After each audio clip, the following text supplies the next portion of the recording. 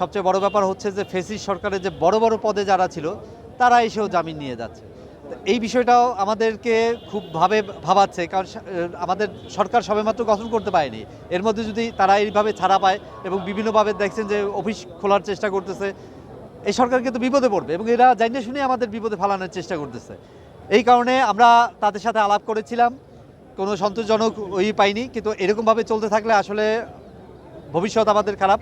এই চিন্তা করে আমরা আদালত বর্জনের কর্মসূচি গ্রহণ করেছি। বর্জন করছি এজন্য, আপনার দেশবাসী সবাই অবগত আছেন, অনেক রক্তের বিনিময়ে অর্জিত দ্বিতীয় স্বাধীনতার আমরা শুধুমাত্র দ্বারপ্রান্তে উপনীত হয়েছি।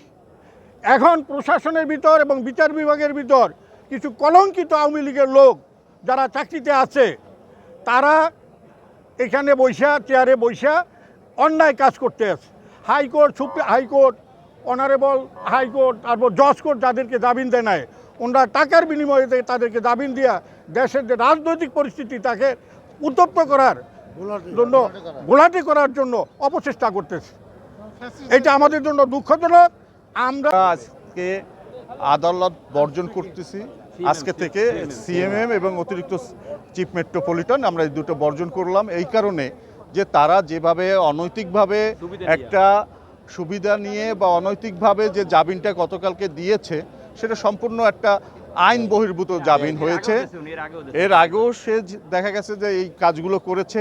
সুতরাং আমরা আইনজীবীরা এই অন্যায়ের প্রতিবাদ করার জন্য আমরা তাদের কোর্ট বর্জন করলাম। এবং আপনারা জানেন যে ফ্যাসিস্ট আমলে যারা দাঙ্গা হাঙ্গামা করছে, গাড়ি ঘোড়া ভাঙচুর করছে এবং হয়েছে যে বিএনপি পার্টি অফিসে আগুন দিছে, এরকম মামলার ক্ষেত্রে মহামান্য সুপ্রিম কোর্ট হাইকোর্ট বিভাগ তাদেরকে জামিন নামঞ্জুর করছেন, ডিস্ট্রিক্ট জজও তাদের জামিন নামঞ্জুর করছেন।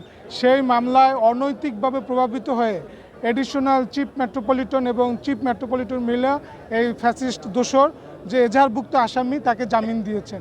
আমরা যারা সাধারণ আইনজীবী আছি, আমরা সাধারণ আইনজীবীরা এই বিষয়ে জানার পর এটা আমরা সংক্ষুব্ধ হয়েছি, হয়ে এই যে কেন কোন গ্রাউন্ডে জামিন দিল সেই ব্যাপারে আমরা জানার পরে তাদের এই কোর্ট বর্জন করেছি।